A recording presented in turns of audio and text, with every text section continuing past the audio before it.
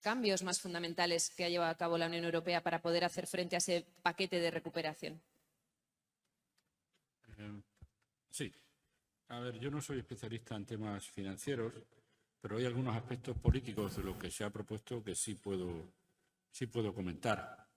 La mutualización de la deuda está en el origen histórico del nacimiento de los Estados Unidos. Se ha recordado ahora. Este tipo de mecanismos por el cual la solidaridad política pasa a ser una solidaridad financiera exigible jurídicamente, por la cual todos respondemos de la deuda de cada uno, es uno de los elementos de federalización más poderosos. Y, de hecho, lo decía esta mañana el presidente Fernández Vara. Felipe González, que vivió la época de los años 80 y 90 como líder de este país en la Unión Europea, lo decía, no podíamos soñar en haber llegado en tan poco tiempo a una situación de mutualización de deuda, porque eso es lo que crea verdaderamente una solidaridad más allá de las palabras o de las declaraciones. ¿Eso es el origen de un tesoro común? Es posible que sea el origen de un tesoro común, pero no lo es todavía y, por tanto, hay que trabajar mucho. Pero, desde luego, es un paso esencial en esa dirección y yo creo que tenemos que felicitarnos de que se haya dado. El control del Eurogrupo.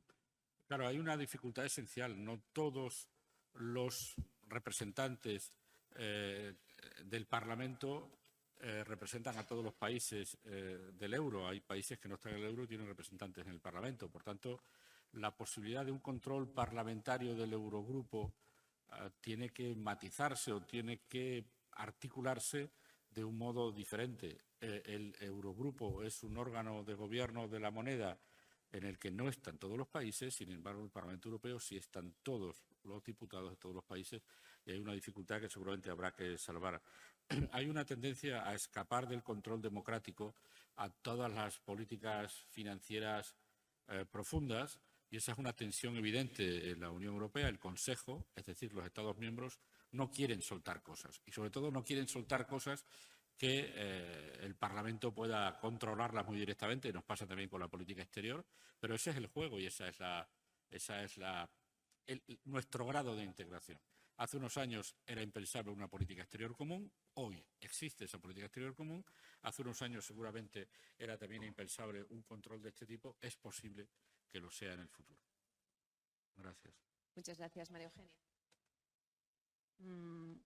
Bueno. Perdón, María Eugenia. No. La operación de ampliación al este de la Unión Europea fue una operación dictada, como está siendo la de Ucrania, por necesidades geopolíticas.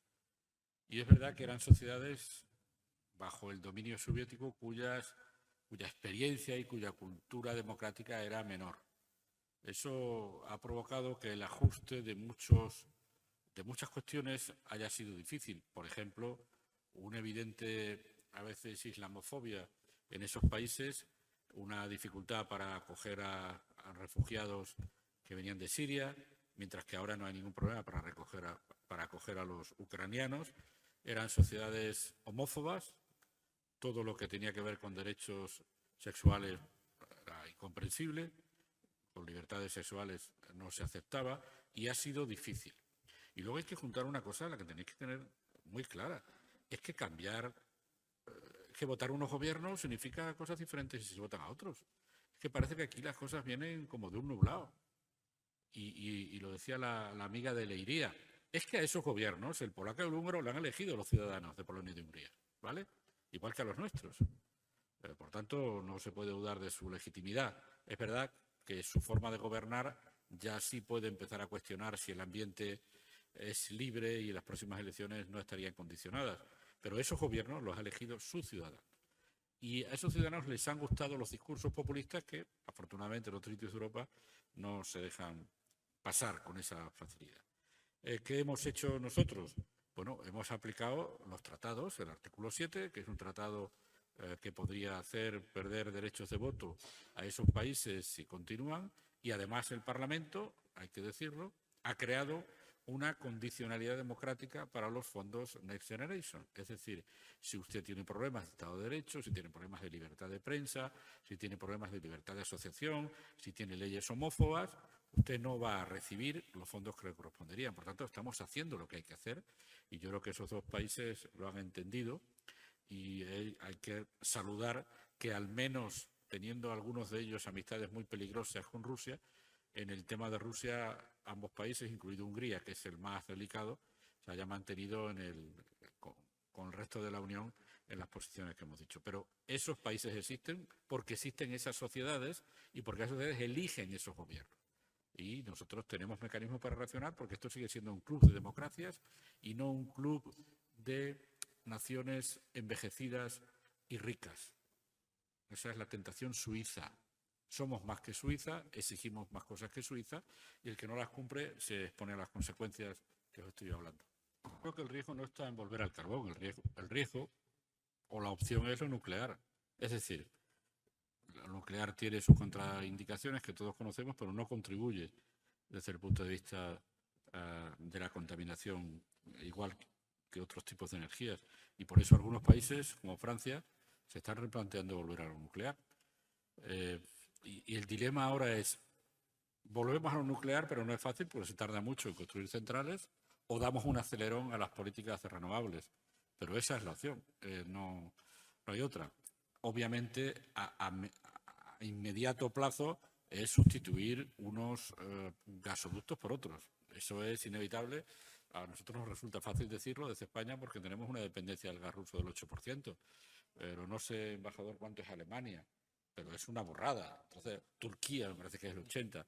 Por tanto, todo el mundo necesita sustituir ahora su gas en el mix que tiene y eso implica otra contradicción, que estemos comprando gas producto de fracking, que tiene también las contraindicaciones que todos conocemos.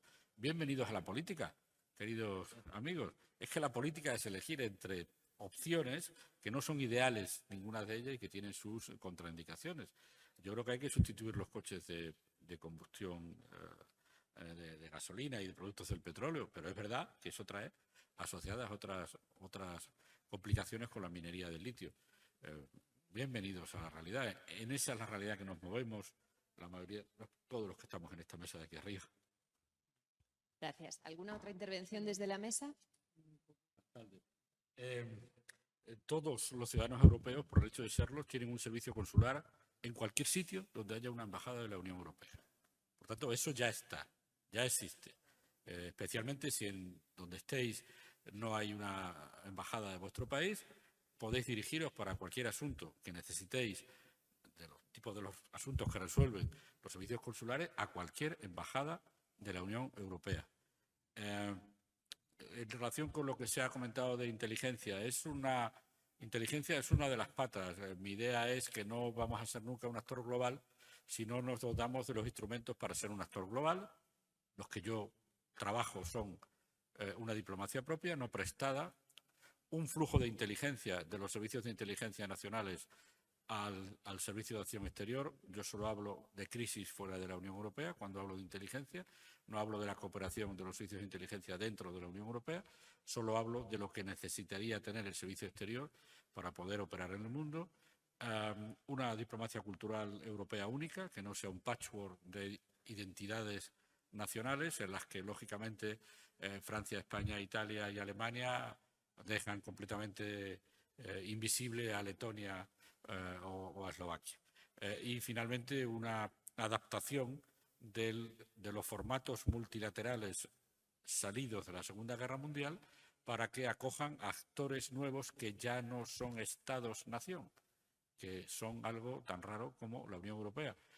Si Naciones Unidas no entiende que hay actores nuevos en el mundo, y uno de ellos es la Unión Europea, que no es un Estado, que no, por tanto, según las Naciones Unidas, no puede ser miembro de las Naciones Unidas, quien tiene un problema es las Naciones Unidas, porque la Unión Europea no va a dejar de existir porque la ONU no se adapte a ello. Y por eso mi último trabajo es sobre empezar a meter en la agenda la idea de una silla para la Unión Europea en el Consejo de Seguridad de Naciones Unidas.